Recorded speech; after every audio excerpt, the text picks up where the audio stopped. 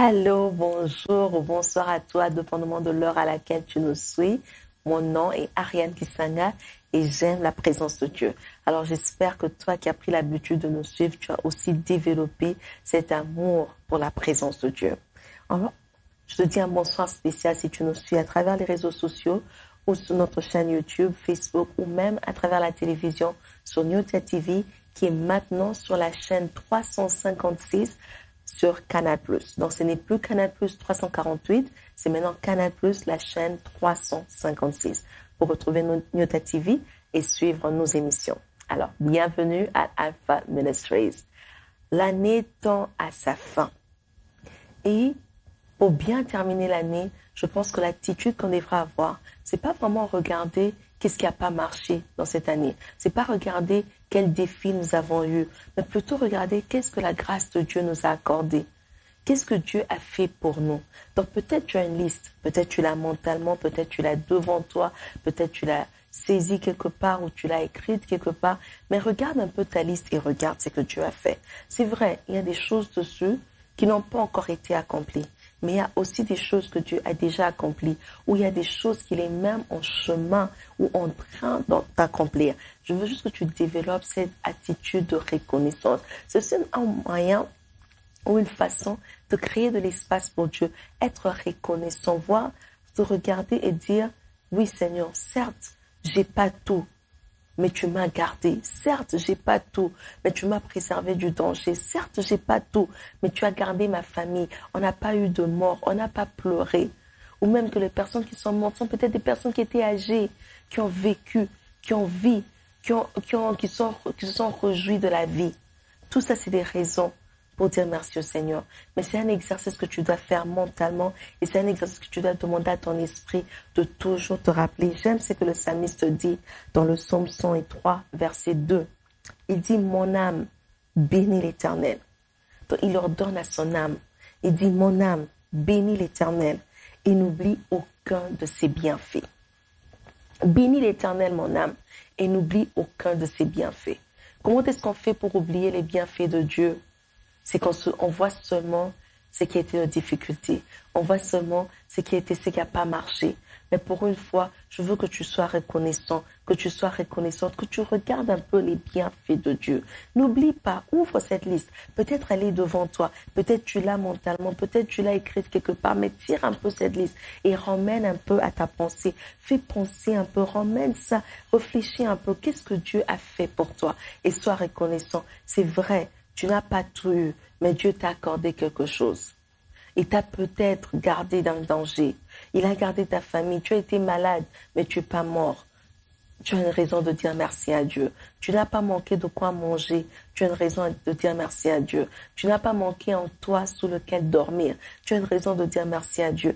Tes enfants ont bien travaillé à l'école ou tes enfants sont encore là avec toi. Tu n'as pas perdu d'enfants, tu n'as pas perdu de parents. Tu as une raison de dire merci à Dieu. Et même si tu as perdu un parent ou tu as perdu un enfant, l'Éternel t'a quand même soutenu. Tu es encore là aujourd'hui. Tu n'as pas perdu ta tête. Tu n'es pas devenu malade. Tu as une raison de dire merci à Dieu. Va au plus profond de toi. Repasse un peu l'année de janvier jusqu'à aujourd'hui. Est-ce que Dieu n'a pas vraiment été fidèle envers toi? Est-ce que Dieu a réellement rien fait pour toi?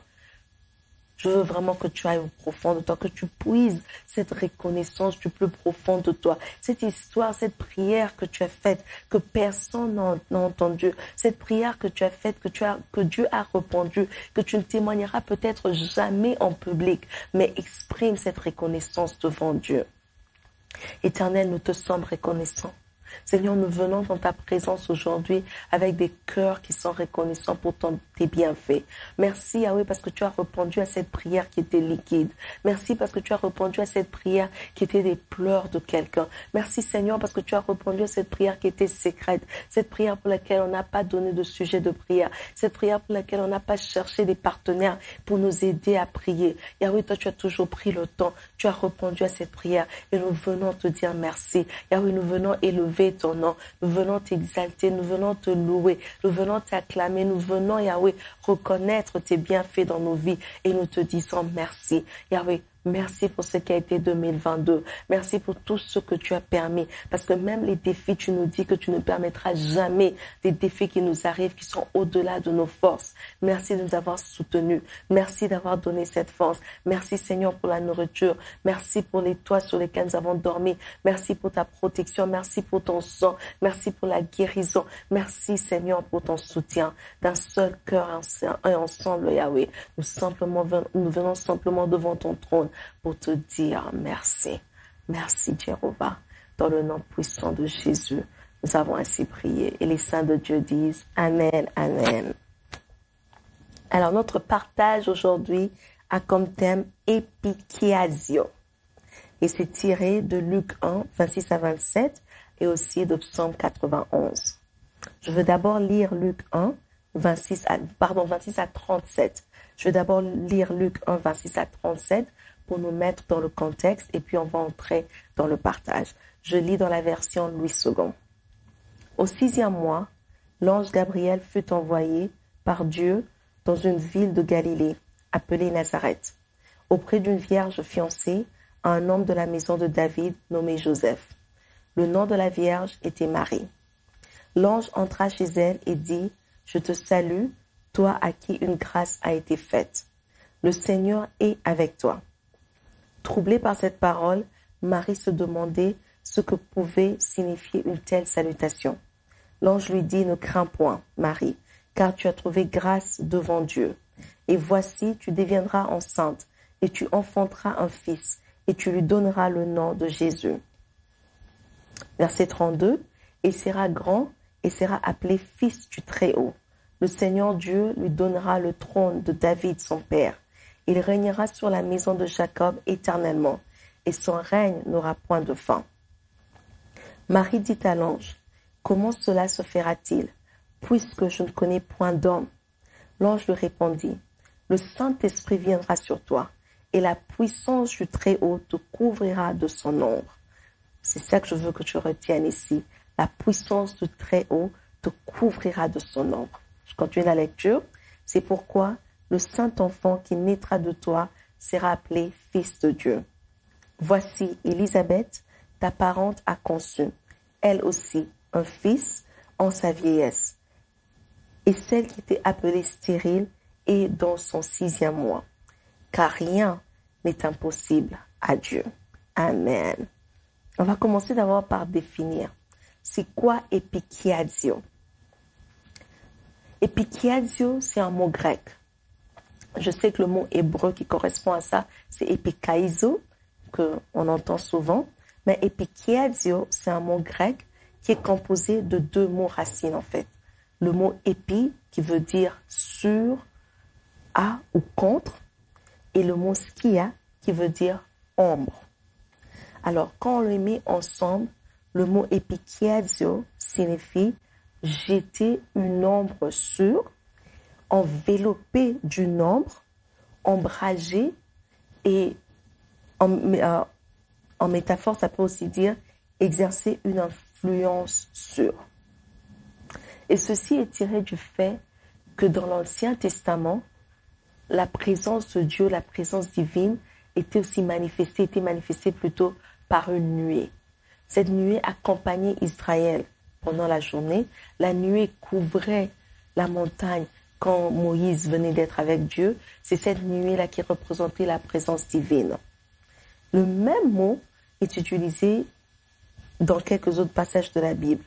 Par exemple, quand Dieu, à la montagne de la configuration, quand Jésus-Christ est en train de passer ce temps de configuration avec ses disciples, Pierre et autres, Dieu vient, il leur couvre de son ombre. C'est le même mot, la même signification, epikiasio. Il leur couvre de son ombre et il parle en faveur, il présente Jésus à ses disciples. Aussi, quand l'ange, comme on a vu, est venu visiter Marie, quand Marie dit, mais comment cela se fera-t-il? L'ange dit que la puissance du Très-Haut te couvrira de son ombre. Et même dans Acte 5, verset 15, on dit que les gens emmenaient les malades vers Pierre. Et quand Pierre marchait, l'ombre de Pierre qui couvrait les malades les guérissait. Parce que Pierre était rempli du Saint-Esprit. Dans cette ombre qui couvrait les malades, en fait, c'était la même ombre. L'ombre du Tout-Puissant. qui couvrait les malades et les malades étaient guéris. Je veux que tu puisses garder ces définitions en tête quand on va passer dans le moment de partage, parce que ces définitions deviendront encore plus claires plus on va partager la parole de Dieu. Alors, pour vivre, pour expérimenter cette couverture de l'ombre du Tout-Puissant, pour expérimenter les piquades dans ta vie, c'est pas facile. Il y a un prix à payer. Dieu veut qu'on puisse être sous son ombre. On a vu ici dans la définition et les fois que c'est utilisé dans la Bible que même Pierre est arrivé à un niveau où l'ombre de Pierre, vu que ça représentait l'ombre du Tout-Puissant, pouvait guérir le malade. Mais comment on y arrive? Comment on arrive pour être sous l'ombre du Tout-Puissant et expérimenter ces différentes choses? La présence de Dieu, l'ombre du Tout-Puissant, nous impose certaines exigences. Et je vais en citer 3 aujourd'hui. La première exigence est tirée de Psaume 91 au verset 14. Connaître le nom du Seigneur. La parole de Dieu dit, il connaît mon nom. Ça veut dire faire partie de la famille de Dieu. Avoir une relation intime avec le Seigneur. Où Dieu n'est pas juste pour toi un passant. Dieu n'est pas juste pour toi un étranger. Dieu est quelqu'un que tu connais. Oui, il est le Dieu créateur. Il a créé le ciel et la terre. Il est le Dieu créateur dans toutes les religions, partout. C'est lui qui crée. Même quand les autres disent la mère, la Mother Earth, c'est comme si on appelait la terre une mère, whatever, comme si. Mais c'est pas ça. C'est Dieu qui a créé. Dieu a tout créé. Il est le Dieu créateur.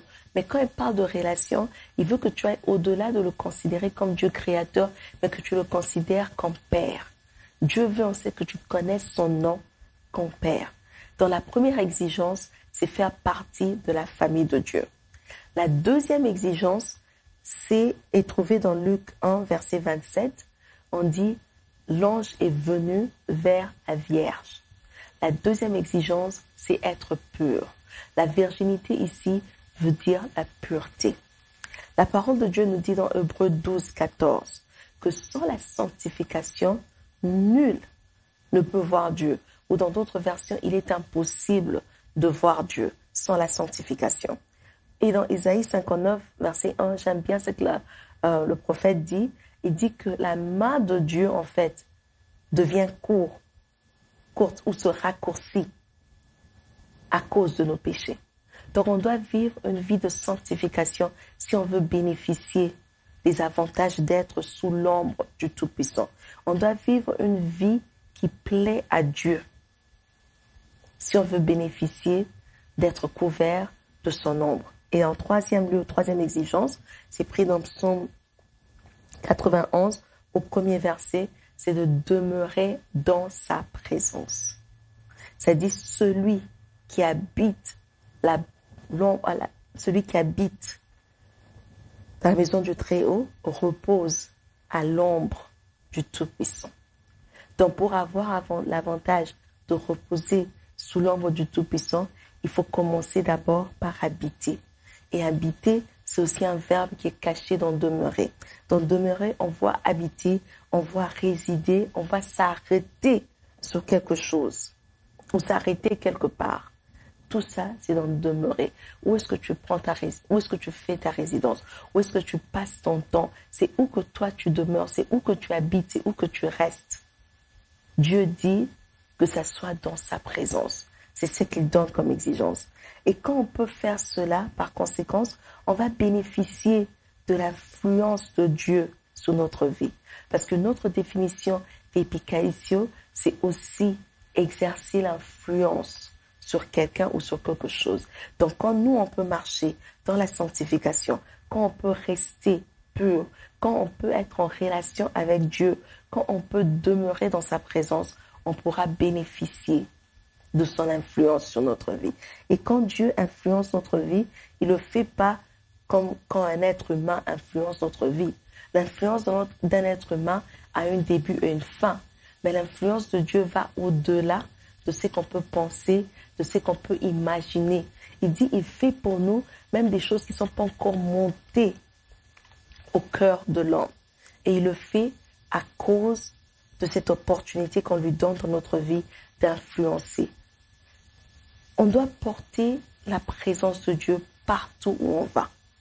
C'est pas seulement quand tu es dans une période de jeûne que tu fais de ton mieux de ne pas pécher, de rester dans la présence de Dieu, de lire la parole de Dieu, de méditer, de faire cela. Non, c'est pas seulement ça. Dieu veut qu'on puisse demeurer dans, ça veut dire à chaque moment qu'on puisse être dans sa présence et qu'on porte cette présence avec nous partout où on va. Cela veut dire que si tu es quelque part où tout le monde est en train de compromettre, toi tu ne te compromets pas. Toi, tu ne fais pas de compromis parce que la présence que tu portes a beaucoup plus de valeur. Si tu es quelque part où tout le monde est en train de commettre un péché quelconque, toi, tu ne le fais pas. Pas parce que tu peux demander pardon après, mais parce que tu te dis, celle que je porte, la présence de celui que je porte, celui dont je veux bénéficier de sa couverture, a plus de valeur que cette affaire que vous me demandez. Mais pour être constamment dans la présence de Dieu, tu as besoin de la prière, de la méditation et de la vie de sanctification. La méditation, j'ai mis au milieu parce que la méditation, c'est ce qui nourrit le deux. Ta vie de prière est nourrie de ta vie de méditation. Si tu médites peu, tu ne sauras pas prier longtemps.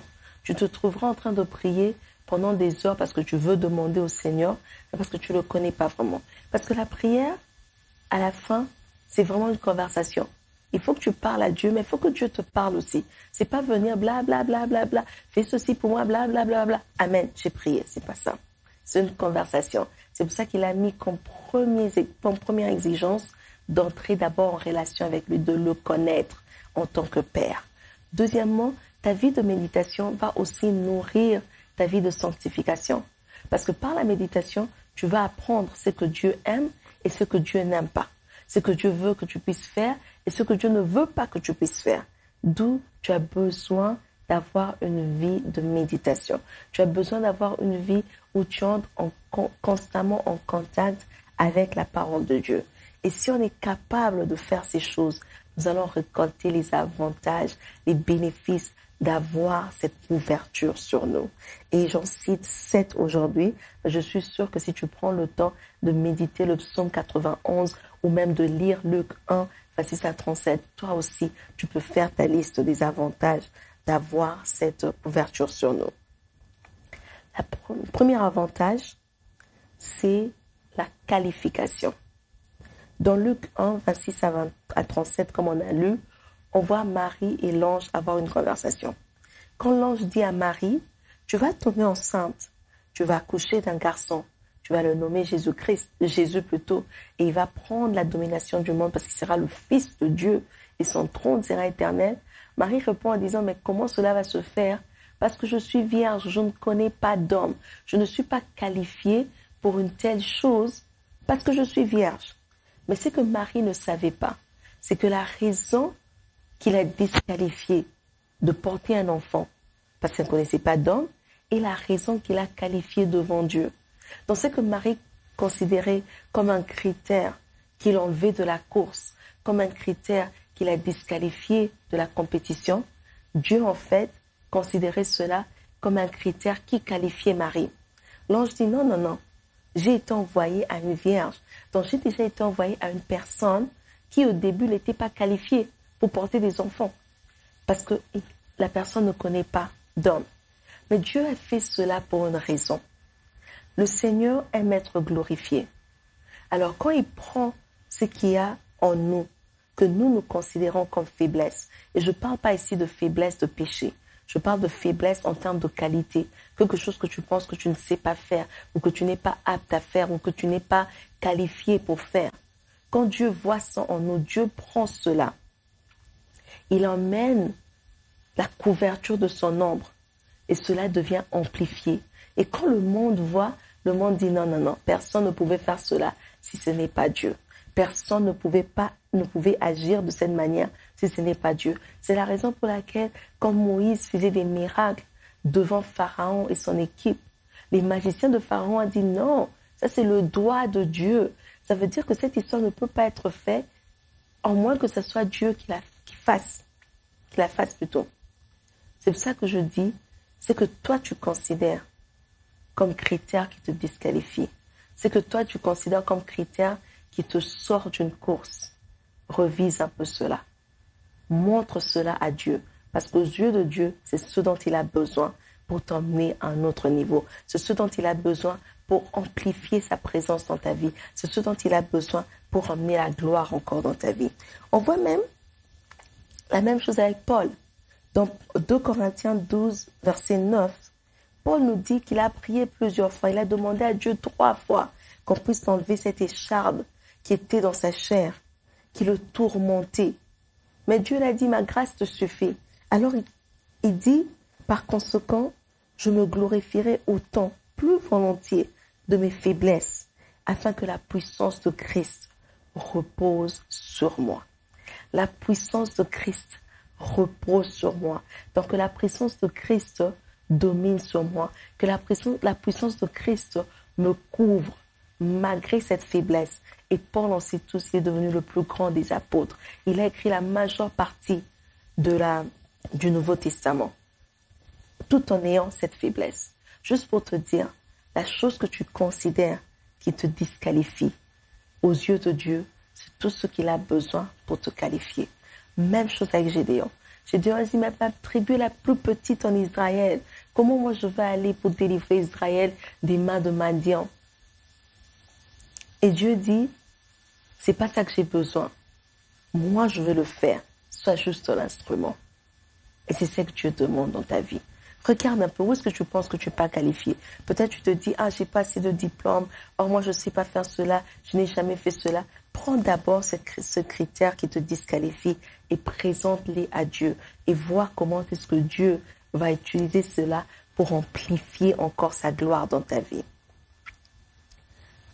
Deuxième avantage, c'est l'authentification, la certification ou même la faveur de Dieu. Dans Matthieu 17 au verset 5, sur la montagne de la transfiguration, alors que Pierre est encore en train de parler, on dit une nuée est venue et les a couvris là où ils étaient. Et une voix a commencé à parler en faveur de Christ. Une voix a commencé à présenter Jésus à ses disciples. Des fois, tu as appliqué quelque part ou tu as un dossier quelque part.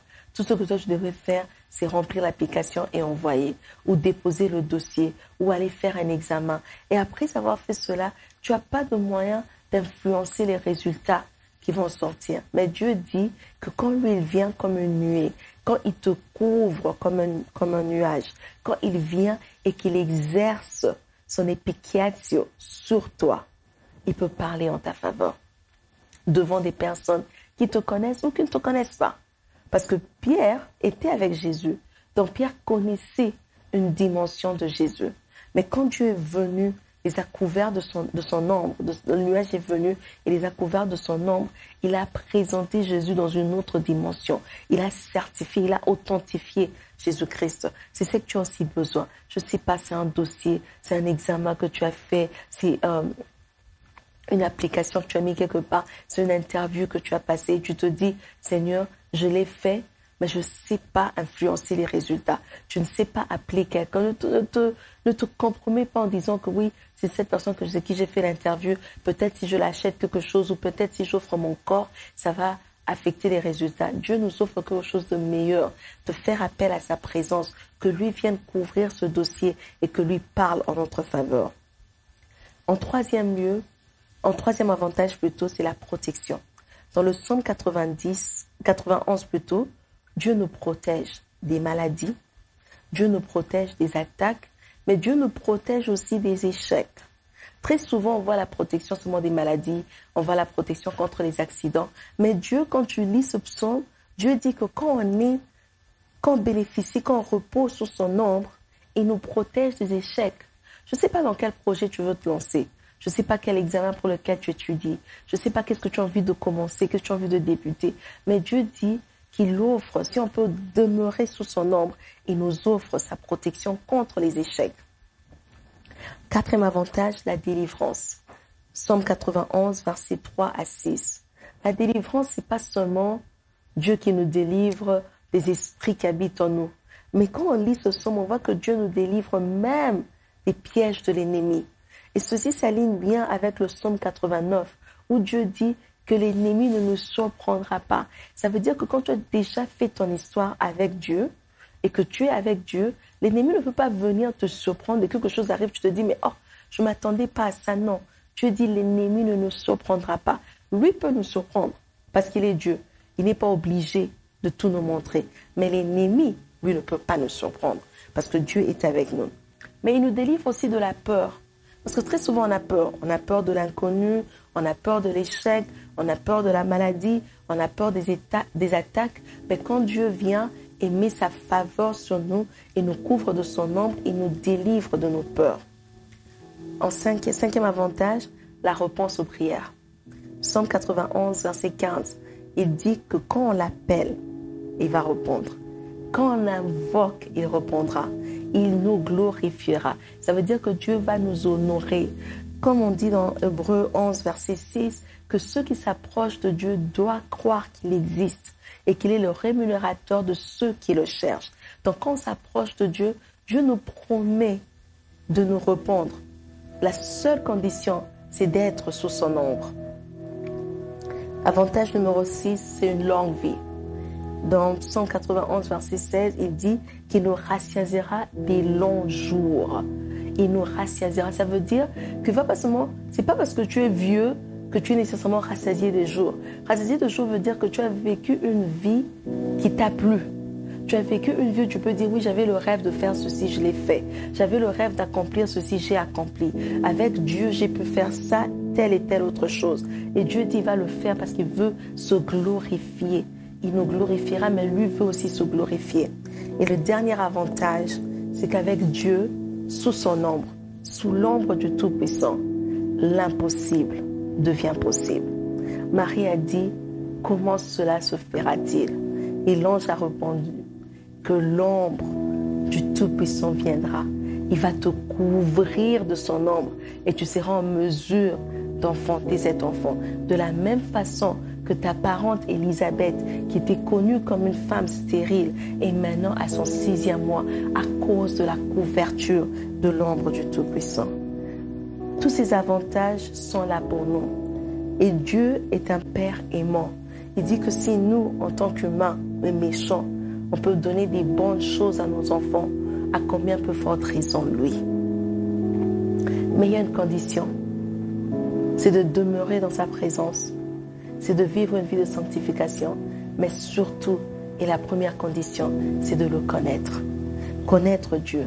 Connaître Dieu veut dire accepter de choisir Dieu parce que lui nous a déjà choisis. C'est accepter le choix de Dieu pour nous. Dieu nous a choisis. Il a fait de nous ses enfants. Depuis le commencement, il veut qu'on entre en relation avec nous. Mais le choix est le nôtre, si on veut le faire ou pas. Et quand tu as pris cette décision, la deuxième étape, c'est de demeurer dans la présence de Dieu. On va incliner nos têtes dans la prière. Si tu as suivi aujourd'hui et tu te retrouves que tu n'as pas encore passé la première étape, où Dieu n'est pas encore ton Père, tu ne fais pas encore partie de cette famille, tu ne le connais pas encore, je t'invite simplement à donner ta vie à Christ. C'est simple, tu dis c'est mon Seigneur, j'accepte le choix que toi tu as fait. Et son choix s'est porté sur toi. Quand toi tu acceptes juste son choix et tu l'acceptes aussi en tant que Seigneur et Sauveur. Et peut-être tu as déjà passé cette étape et tu dois juste prier que Dieu te donne la force, que Dieu te donne l'endurance, que Dieu te donne la discipline de demeurer dans sa présence. Père, nous te disons merci encore une fois, parce qu'à travers ta parole, tu nous as parlé. À travers ta parole, tu nous as édifiés. Éternel, désarmé, le Dieu Tout-Puissant. Yahweh, nous voulons demeurer dans ta présence. Nous voulons apprendre à te connaître. Je donne entre tes mains, Seigneur, je remets entre tes mains toute personne qui a suivi aujourd'hui, qui a pris la décision de te suivre, de t'accepter, d'accepter ton choix pour leur vie et pour toute personne aussi qui prie, Seigneur, que tu puisses donner la discipline, l'endurance de demeurer dans ta présence pour le restant de nos jours. Dans le nom puissant de Jésus, nous avons ainsi prié et les saints de Dieu disent Amen, Amen, Amen. Merci beaucoup d'avoir pris ce temps de suivre l'émission Le Partage avec Alpha Ministries. Si tu as suivi à la télé, encore je rappelle, Mieux ta télévision se trouve maintenant sur Canal+, la chaîne 356. Si tu nous as suivis sur les réseaux sociaux, aime la page souscris à la chaîne, partage avec quelqu'un d'autre. Et jusqu'à ce qu'on se voit la semaine prochaine, rappelle-toi de toujours créer de l'espace pour Dieu.